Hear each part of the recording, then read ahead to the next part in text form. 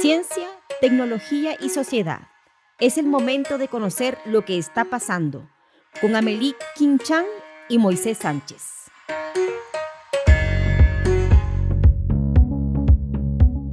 Bienvenidas y bienvenidos a un nuevo episodio de Está pasando. ¿Y qué es lo que está pasando justamente? Muchas veces cuando hablamos de ciencia o de tecnología cuesta diferenciar entre lo que es especulación y lo que está ocurriendo realmente.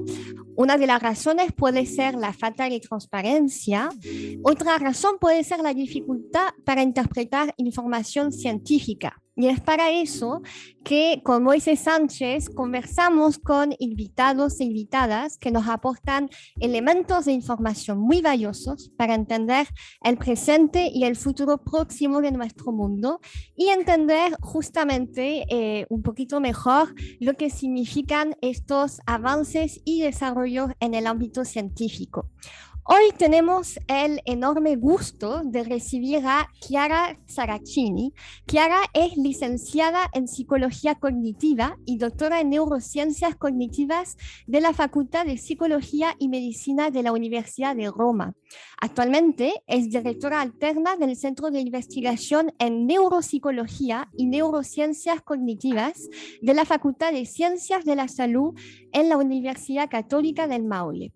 Su expertise abarca la investigación en neurociencia, la percepción visual, la conciencia, la agencia, el sentido de la identidad, la cognición espacial, la realidad virtual, la interacción hombre-máquina, la discapacidad, la usabilidad y accesibilidad, entre muchos otros conceptos. Vamos a preguntarle a Chiara justamente que nos explique un poco mejor lo que está investigando y lo que significa realmente para nuestras vidas cotidianas. Muy bienvenida, Chiara. Muchas gracias por la excelente introducción. Parece que en lo que estudio es muy variado. En realidad todo se reconduce a lo mismo, es tratar de explicar la experiencia de ser humano. Todo lo que nosotros hacemos lo hace, digamos, mejor lo permite nuestro cerebro, ¿ya? Nosotros somos personas y muchas personas se rehúsan un poco a aceptar que nuestro cerebro nos hace lo que somos. Obviamente la persona no está hecha solo de cerebro, nosotros no somos nuestro cerebro, pero hace posible que seamos lo que somos. Chiara, bienvenida. Hablemos directamente entonces de tu especialidad, de la neurociencia cognitiva. A propósito de lo que estabas comentando, ¿nos podrías mencionar cuáles son los principales desafíos que nos plantean las neurotecnologías hoy día en la actualidad? Sí, las neurotecnologías son, por su capacidad de leer, sobre todo por ahora leer, nuestra actividad cerebral, son un desafío, digamos, que para la ciencia es como algo auspicable. O sea, nosotros queremos aprender a leer el cerebro, queremos aprender a descifrar lo que hace el cerebro, la actividad cerebral, etc. Pero ¿cuál es el problema? Que en el momento en que alguien quiera usar esa neurotecnología para su propio beneficio, para su negocio o para cualquier otra actividad ilícita, digamos, ahí se podría desconfinar un poco y pasarse y generar problemas que podemos definir que sean éticos, ¿ya? Porque primero, bueno, ustedes se pueden imaginar que el primer problema podría ser lo de la privacidad mental. ¿Cuál es lo que es fantascientífico por ahora? Que nadie nos puede leer nuestros pensamientos. Esto tienen que dormir seguros porque nadie nos puede leer si nosotros estamos pensando algo malo sobre nuestro jefe o qué sé yo, porque literalmente la actividad cerebral no la podemos descifrar. No podemos saber cualitativamente qué está pensando nuestro cerebro, pero sí podemos leer su actividad de forma muy general. Eso se hace a través de estos dispositivos neurotecnológicos que hemos visto que ha lanzado Elon Musk, estos chips que se implantan, también estos cintillos externos que desarrollan algunas compañías. ¿Es a través de esos dispositivos que se lee la información mental? Sí, también a través de esos dispositivos. En ciencia nosotros ocupamos dispositivos mucho mejores, que son el electroencefalograma, por ejemplo, que tiene una resolución de la señal mucho mejor. Los cintillos que tienen ellos registran solo de algunas partes del cerebro, por ejemplo, las zonas frontales. Imaginémonos que nosotros estuviéramos afuera de un estadio, como es el ejemplo del famoso neurocientífico Pedro Maldonado, voy a reutilizar el concepto, estuviéramos afuera de un estadio y estuviéramos escuchando o grabando con un micrófono la gente que está, no sé, que está celebrando un gol o lo que sea. En ese caso nosotros podríamos saber que está pasando algo, por ejemplo, hay un gol porque todos están gritando, pero no sabríamos qué está haciendo cada una de esas personas o qué está pensando cada una de esas personas o por qué se activó o si está saltando. Así más o menos lo que significa grabar la actividad cerebral con esos cintillos que ustedes están diciendo de Elon Musk. Sin embargo, gracias a la inteligencia artificial y a algunos algoritmos, se puede tomar así como un paquete de información, la actividad cerebral, y los algoritmos le dan un sentido. Por eso después, cuando uno lo pone en una programa de BCI, por ejemplo, Brain Computer Interface, el computador es capaz de traducir esa actividad en algo con sentido. ¿Ya? Pero no sabemos literalmente lo que hace cada una de esas neuronas o cada uno de esos grupos de neuronas ahí abajo, de los electrodos. Ya, eso queda claro. Sí, en ese mismo sentido, lo que tú dices significa de que estos aparatos lo que hacen no es leer directamente el pensamiento, sino básicamente recoger, perdona la expresión, recoger con pala todo lo que circula como información neuronal y llevarlo a un depósito. Y ese depósito de información, que a lo mejor puede estar en la empresa o una compañía, después tiene que ser interpretado por un programa de inteligencia o por un sistema de inteligencia artificial, y recién ahí podemos saber cuál sería un pensamiento humano.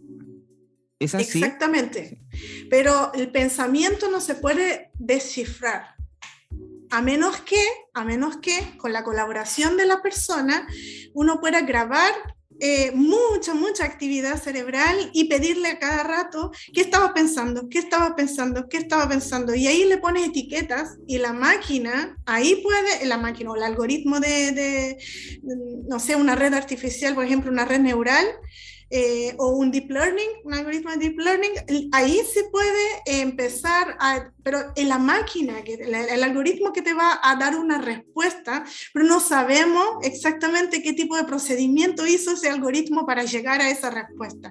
Pero sí se podría usar un clasificador, por ejemplo, pero solamente si tenemos esa etiqueta. Y de ahí necesitamos la colaboración del sujeto que está siendo grabado, obviamente. En este caso, en ciencia sí hay esa colaboración, pero en caso de lectura de privados, ahí empezamos a entrar en algunos problemas, porque si graban y registran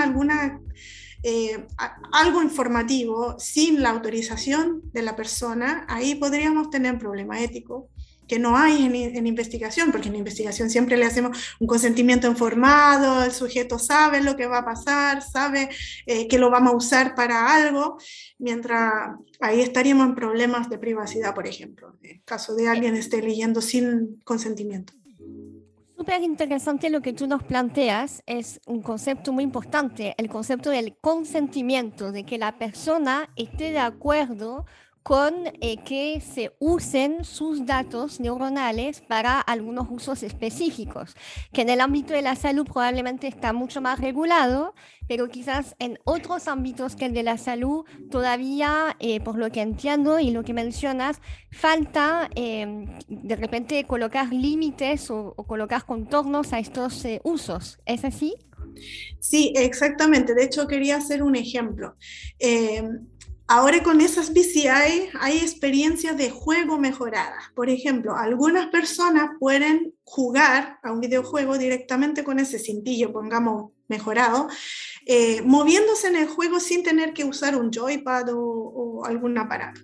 Eso es muy bueno, o sea, mejora la experiencia de juego. Pero ¿qué pasa? Que también como en ciencia, para poder mejorar un producto se necesita un feedback y se necesita siempre tener más información. ¿Y cómo pueden grabar esa información, manteniendo el registro de lo que está haciendo la persona y haciendo una comparación con lo que sucede en el juego y también preguntándole a la persona, por ejemplo, ¿te pareció sincrónico el movimiento? ¿Qué querías hacer? ¿El juego hizo lo que donde tú querías ir, por ejemplo? Todas esas informaciones se pueden grabar por la empresa, por ejemplo, que está vendiendo el juego. ¿Cuál es el tema? Que cuando uno, no sé, a mí me pasa, por ejemplo, que cuando estoy en Facebook o quiero instalar una nueva aplicación, están escritos todos los términos legales, ¿no? Y dice, hay que aceptar todo eso para poderlo descargar. Yo muy pocas veces leo lo que dice esa información. Eso es muy probable que pase también en caso como lo que estoy diciendo, se quieran pedir a las personas que compraron un aparato, si quieren autorizar a que su actividad cerebral, por ejemplo, de esa BCI, se ocupe para mejorar la experiencia del juego. Entonces, es muy típico que le pregunten, bueno, pensamos a un niño que es un poco más vulnerable, digamos, de un adulto, quiere tener una experiencia de juego personalizada, completamente personalizada y mejorada, entonces aprieta aquí. Y con ese aprieta le está autorizando, le está regalando, digamos, sus datos cerebrales privados para mejorar su experiencia, pero después la empresa, por estar usando esos datos, incluso venderlo a otra compañía que hace estudios con algoritmos de inteligencia artificial y le da su paquete de información gratis. Claro, justamente muy interesante, estás hablando de vulnerabilidad y bueno, nosotros estábamos viendo con Moise que hay muchas empresas que están desarrollando estos dispositivos, estos interfaces cerebro-computador. Hemos visto hace muy poco, de hecho este mes, que la empresa, la fábrica de vehículos Mercedes-Benz, no sé si lo viste, Chiara, informó la implementación de un auto Mercedes-Benz que quizás mañana podría ser controlado a través de la mente. Por supuesto, es una fase muy preliminar, por lo que entendemos, pero estas cosas son alucinantes cuando uno piensa en un futuro próximo.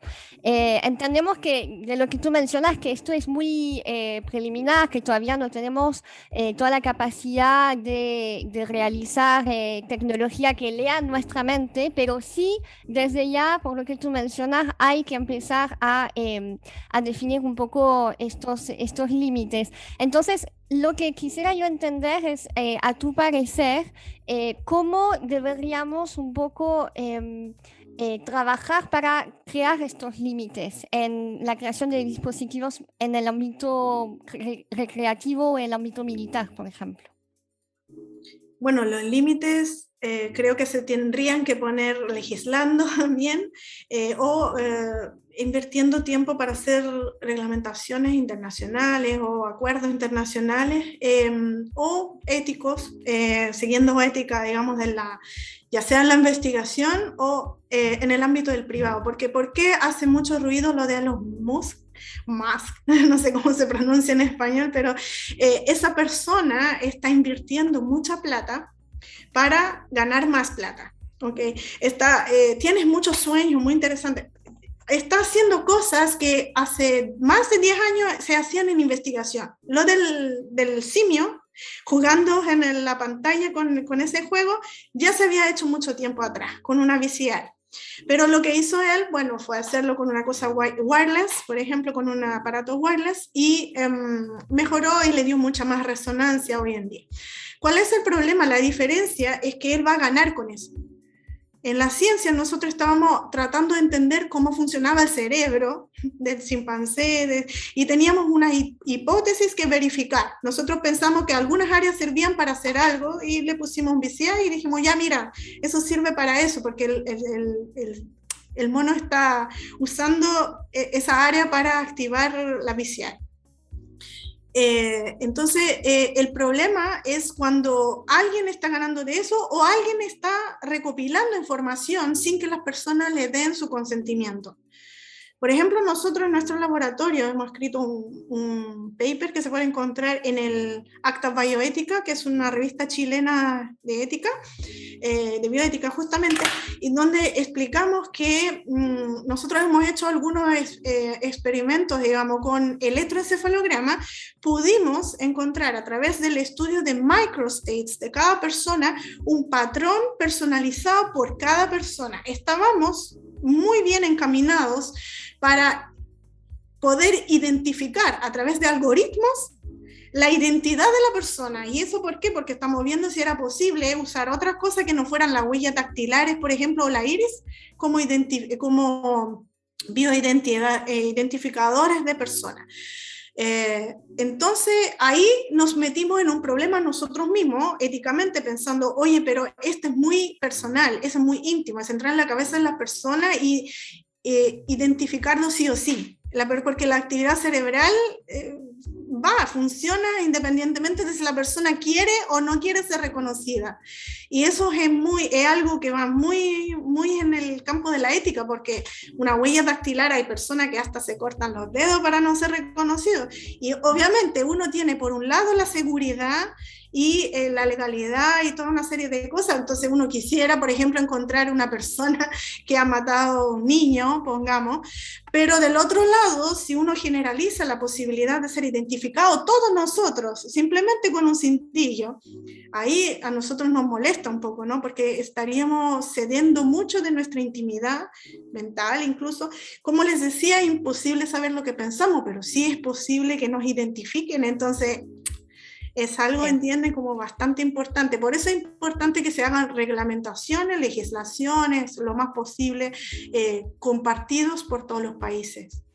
La problemática que tú mencionas tiene que ver con vigilancia, ¿no? Que es un riesgo real y hoy lo estamos viendo en este contexto de pandemia, es parte del debate.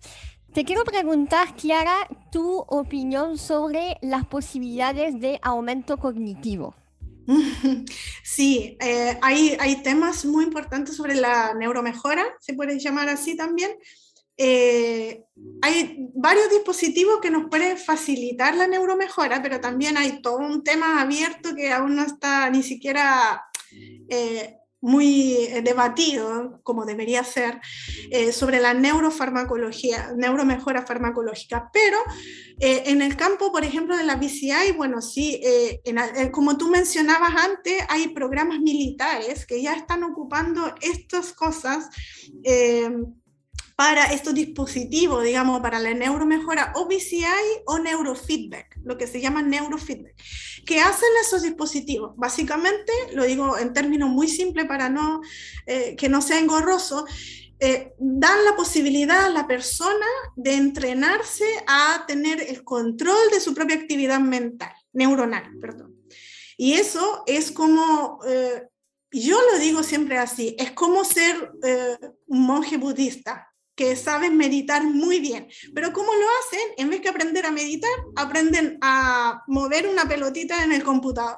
Y eso es algo que dio el inicio de la BCI, porque después se desarrolló toda la investigación en la BCI, pero antes era simplemente neurofeedback, que es un tipo particular de biofeedback. No sé si ustedes conocen el training autógeno, por ejemplo, que es lo que sirve para retomar un poco la tranquilidad cuando estás bajo estrés o tienes, no sé, una cosa muy importante que hacer, entonces hacer respiración pausada, es muy profunda. Ya, eso antes era training autógeno y ahora hay neurofeedback, que es mucho más visual, mucho más entretenido, incluso lo pueden hacer niños y hasta en el campo de la salud se usa para mejorar las condiciones como TDAH. Déficit atencional. Exactamente, el déficit atencional, eso es súper bueno y uno no diría ya eso es una cosa negativa, para nada, pero sí hay otro contexto en que eso es injusto. Es injusto porque algunas personas pueden tener acceso a eso y otras personas no. ¿Por qué? Porque a lo mejor cuesta mucho, entonces muchas personas no tienen la capacidad adquisitiva, o es injusto porque algunas personas pueden mejorarse y compiten, en ese caso, por ejemplo, con personas que son normales. Entonces pueden contar con sus propias normales capacidades atencionales, pero esa persona es como más superhumana. Y ahí entraríamos un poco más en un debate filosófico casi. ¿Queremos ser humanos o queremos ser cyborgs? Eso puede ser que muchas personas digan, yo quiero ser cyborg. A mí me gusta, yo quiero meterme en esto, pero hay otras personas que dicen éticamente estamos pasando algunos límites que a lo mejor no deberíamos pasar, primera cosa porque no sabemos los efectos o las consecuencias de pasar esos límites naturales. Les hago un ejemplo. Respecto a la neuromejora farmacológica, hay algunos tipos de drogas, digamos así, que hacen que las personas no se sientan cansadas y siempre tengan su capacidad atencional 150%. Entonces eso significa que es muy bueno para personas que hacen trabajo como los neurocirujanos, que tienen que estar 10 horas seguidas o 12 horas seguidas haciendo una operación y no pueden descansar y todas esas cosas. Pero hay también casos de personas que no se dan cuenta de que están pasando sus límites fisiológicos, como por ejemplo algunos pilotos de aviones que murieron por haber como sobrepasado desgastado su físico, digamos, desgastado, porque ellos no tenían sueño, entonces seguían haciendo cosas y de repente morían, tuvieron paro cardíaco, porque el cuerpo es una máquina que funciona de forma dinámica pero interconectada. Si alguien va a molestar una parte de eso, y es directamente el cerebro donde vas a ver una neuromejora, hay un efecto cascada sobre el resto del sistema fisiológico, y la persona va desgastando su cuerpo sin darse cuenta. Esa es la cosa que un poco me preocupa de ese pasarse, ¿no?, de los límites. Muy interesante lo que menciona respecto de los impactos del punto de vista de la equidad de las neuromejoras. Es decir, que puede haber un grupo de la sociedad privilegiado que pueda acceder a estas tecnologías, corriendo los riesgos que tú mencionas también, por supuesto. Pero de alguna manera eso también nos lleva a un escenario casi distópico de una sociedad casi con clases diferenciadas, donde van a haber los superpotenciados y a lo mejor gente que no va a poder acceder y va a tener que llevar una vida normal. Entonces, ¿cómo ves tú eso que se está trabajando desde el punto de vista en el mundo científico? ¿Se está considerando en los procesos investigativos los impactos en discriminación, o la investigación científica funciona de una manera totalmente independiente de esas reflexiones éticas? Mira, en la investigación no hay estudios específicamente sobre eso, pero en otros como ámbitos más en disciplinas más ciencia política, por ejemplo, o más humanistas, si queremos, ahí sí hay alguien que está empezando a preguntarse, ¿hay sesgos que son debidos a este uso que está en un momento incipiente solamente, pero ya se proyecta como una normalidad en los próximos 10 años? Hay problemas de discriminación, por ejemplo, debido a sesgos de los algoritmos o de la neurotecnología en sí, de cómo está construida la neurotecnología. Lo que tú dices, por ejemplo, respecto al uso de la posibilidad de que de todas las personas tengan acceso a neuromejora, por ejemplo, eso no va a ser, así como tú estás diciendo, no va a ser para todos. Por ejemplo, en Chile están haciendo eso, este tema de los neuroderechos se ha puesto como problema. Esto se está ya planteando como que las neurotecnologías deberían ser disponibles a todos, o sea, deberían ser accesibles a todos. ¿Por qué? Porque si es algo positivo, todos tendrían que tener los beneficios. Obviamente acá también tenemos que tener un ojo hacia los aspectos negativos que no deberían afectar a nadie, ojalá. Y esos efectos negativos, bueno, ya un poco se están viendo, no son directamente asociados a la neurotecnología, pero sí a los algoritmos de inteligencia artificial. Por ejemplo, se han visto, bueno, le hago ejemplos tontos, pero que muchas personas ya conocen probablemente, eso de la discriminación de algunas mujeres, ¿no? De los algoritmos selección del personal, parece en Amazon, ¿no? Que habían, es, sí. por un sesgo, digamos, de la misma definición del algoritmo, etcétera, las mujeres ni siquiera se consideraban algunos currículum de las mujeres que podrían haber sido muy buenas para ese puesto, pero no se consideraban, básicamente. O, por ejemplo, en la discriminación facial, en la de identificación facial, se ha visto que las personas de color, por ejemplo, que tienen una tez muy oscura, no la reconoce como humana. Entonces, esos son claros sesgos del algoritmo en sí, que obviamente van a tener que ser monitoreados por la investigación. O sea, esto sí, en eso tiene un papel muy importante la investigación. El problema, ¿cuál es? Que no siempre el mundo de la investigación y el mundo de la empresa, por ejemplo, colaboran o conversan. Entonces llega la empresa, ve el potencial negocio, lo aplica y después va a hacer algún daño porque no ha leído, no sé, no ha leído las conclusiones de algunos estudios en donde decía esto es preliminar, hay que, no sé, hacer más estudios para ver si se puede evitar ese sesgo, porque leer sobre los potenciales problemas es muy importante en el momento de tomar la decisión de si adoptar o no una neurotecnología, por ejemplo. Hace pocos días salió un informe del Alto Comisionado para los Derechos Humanos de Naciones Unidas, donde justamente manifestaba la preocupación por el impacto que las tecnologías de inteligencia artificial, vigilancia masiva, vigilancia a través de métodos biométricos, por los impactos que podía tener, digamos, y de hecho proponía también llegar a una suerte como de moratoria en el uso de estas técnicas de vigilancia masiva, que en cierta forma sería un primer apronte desde un órgano internacional en términos de oficialmente solicitar una moratoria en el uso de estas técnicas. Ahora te quiero llevar al terreno de la privacidad, retomando algunas cosas que mencionaste. Cuando nuestros datos mentales son capturados por estos aparatos, no es que esos datos queden en el aparato, sino que esos pasan a la nube de la empresa que controla el aparato. Esos datos mentales son vulnerables, es decir, ¿alguien puede acceder a esos datos mentales? ¿Cuán seguro es el uso de estos dispositivos? Pues claro, casi siempre hay la posibilidad de hackear, digamos, en algunos momentos del proceso, por ejemplo. Si hay personas que logran entrar en bancos, en el sistema operativo de bancos y cambiar, no sé, y mandarse dinero a sí mismo, yo creo que eso es también posible en cualquier tipo de server que esté online, por ejemplo, de la empresa. Entonces, la vulnerabilidad de los datos siempre hay que considerarla, porque sobre todo si están en las nubes, un hacker muy bien preparado puede hacerlo. Ahora, por ejemplo, le quiero hacer un ejemplo con el mismo cintillo que tú mencionabas.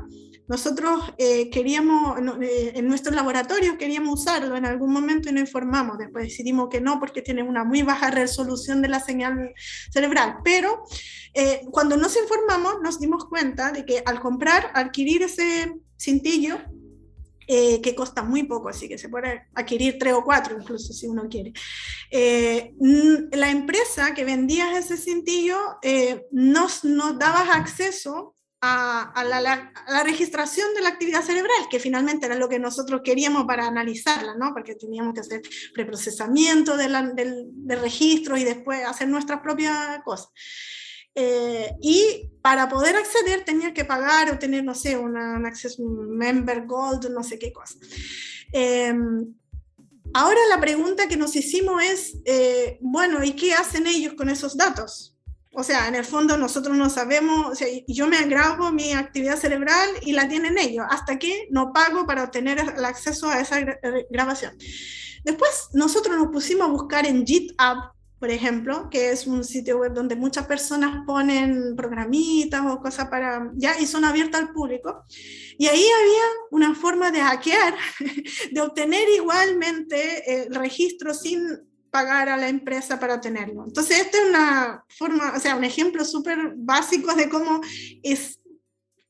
es súper fácil que alguien se meta ahí, muy experto de código, de programación, y le encuentre la maña a la cosa y haga un hackeo y obtenga ese dato. ¿Tú crees que un hacker eventualmente accediendo a este tipo de datos podría llegar a identificar aspectos sensibles de tus pensamientos teniendo el programa adecuado o el sistema de inteligencia artificial apropiado para interpretar?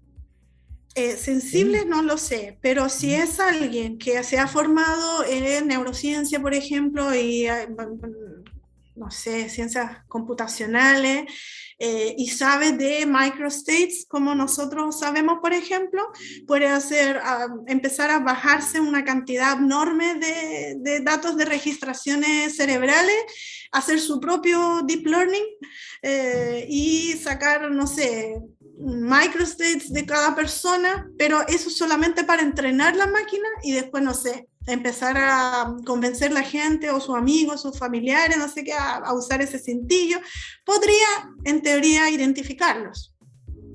Ahora, ¿cuál es la cosa positiva? Que sin un database que asocie cada patrón de microstates, cada patrón de EEG a cada persona, nadie puede hacer nada, porque yo puedo tener un algoritmo que me clasifica, por ejemplo, en hombre y mujer, o no sé, si es una persona que tiene Parkinson o no, si una persona que tiene TDAH, pero no sabría quién es esa persona. Esa es la cosa positiva, que hasta ahora nadie va a saber, a menos que algún gobierno nos decida implementar ese reconocimiento a través del EEG, pero ojalá que estemos muy lejos de eso. Es un riesgo lo que tú mencionas, de que algún día algún gobierno decida hacer un mal uso, entre comillas, de estas tecnologías y de estos datos.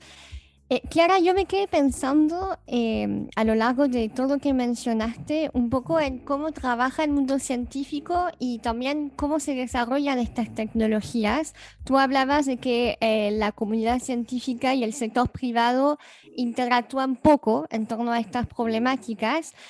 Me pregunto directamente, tú como científica, ¿cómo trabajas estos temas? ¿Cómo los abordas? Porque nosotros venimos ya teniendo varias conversaciones con gente del ámbito científico que tiene, como tú, preocupaciones sinceras sobre estos asuntos, pero esto es algo que te toca aquí como personalmente o ustedes lo trabajan conjuntamente, estos temas y límites éticos.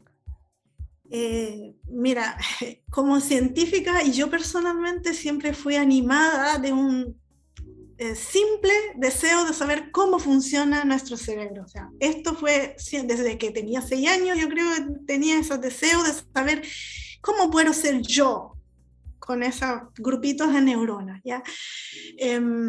Pero hay personas que todo lo que ven, o sea, todo lo que descubre la ciencia o la llevan a una forma de ganar, por ejemplo. Entonces, esas dos formas de enfrentarse a la vida o al descubrimiento, ¿ya? Porque uno quiere descubrir para ganar más, otro, como yo, quiere descubrir para saber cómo funciona, para saber, yo no quiero saber nada más. Entonces, a mí casi siempre se me pregunta para qué sirve lo que está estudiando, ¿no? Y yo digo, pues para saber algo más, ¿cómo se dice? Un granito de arena más de cómo funciona nuestro cerebro, nuestra conciencia, y es difícil a veces que las personas entiendan que eso tiene relevancia casi filosófica, ¿ya? ¿Cuál es el problema del mundo de los negocios? Que si nos hay una vuelta, ¿no? Por ejemplo, la misma cosa que yo antes les dije, que por suerte no tenemos cómo saber a qué persona eventualmente, a pesar de tener un gran database de registro de EEG, de quién es ese registro, a menos que alguien no tenga la información de quién es esa persona, sería que podrían saber, por ejemplo, solamente si tiene una condición clínica, etc. Lo que yo le quiero subrayar es que lo que está haciendo ya Facebook, básicamente es que a pesar de no saber de quién es esa acción o esa información o ese dato, ellos los pueden juntar y entender que a algunos tipos de personas le interesa algo y le propone la publicidad. Y ahí está ganando algo y así hacen la empresa. Entonces, la diferencia entre lo que hacemos nosotros y lo que hacen la empresa es que ellos tienen esos datos, no lo comparten con el mundo científico, cosa que podría ser útil porque nosotros a veces no tenemos los fondos para hacer una cosa a tan grandes dimensiones como, no sé, Facebook tiene no sé cuántos usuarios.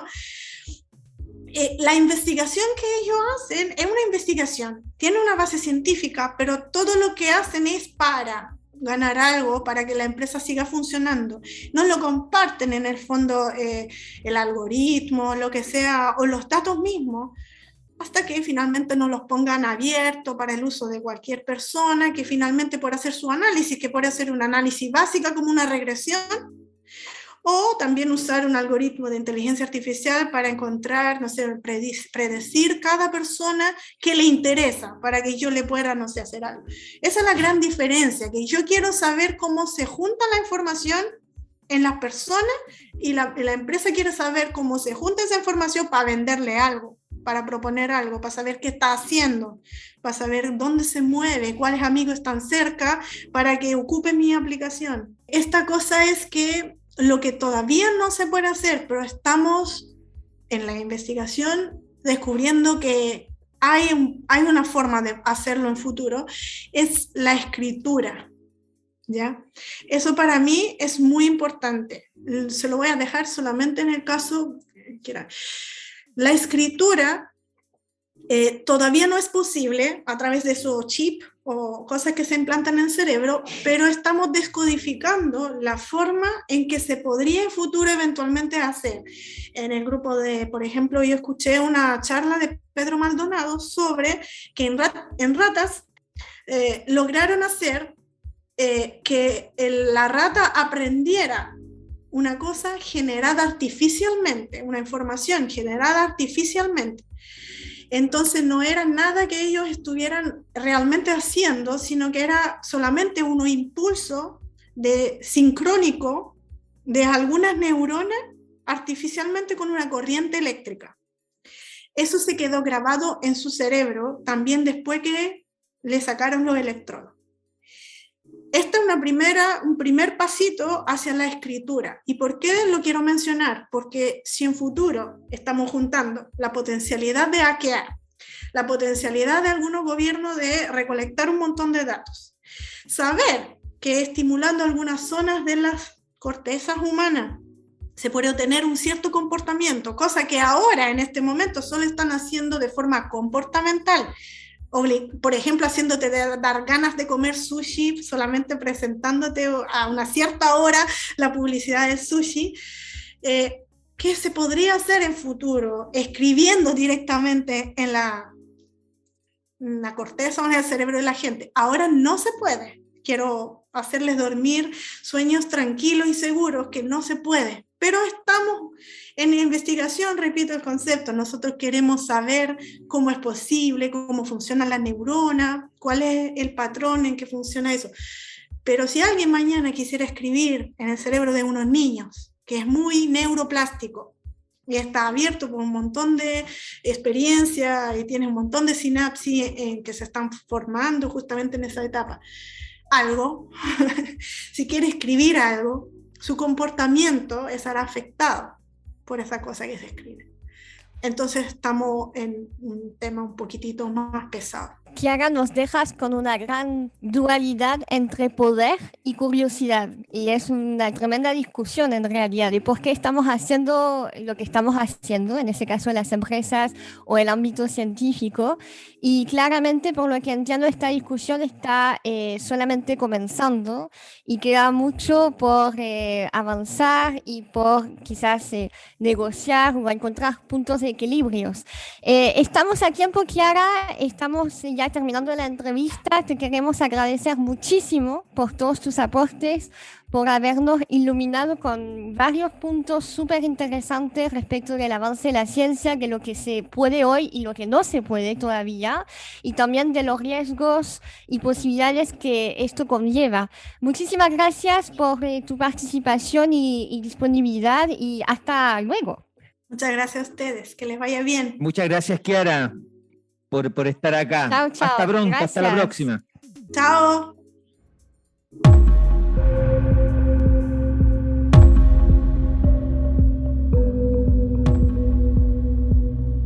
En una escuela primaria en China ya se usa la tecnología de inteligencia artificial en clases.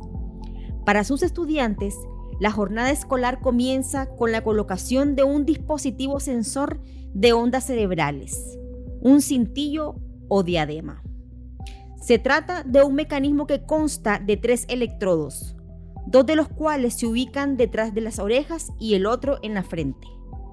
Estos sensores captan señales eléctricas de las neuronas de los estudiantes, las que se envían en tiempo real al computador del profesor, quien de esta forma podría descubrir rápidamente quién está prestando atención y quién no.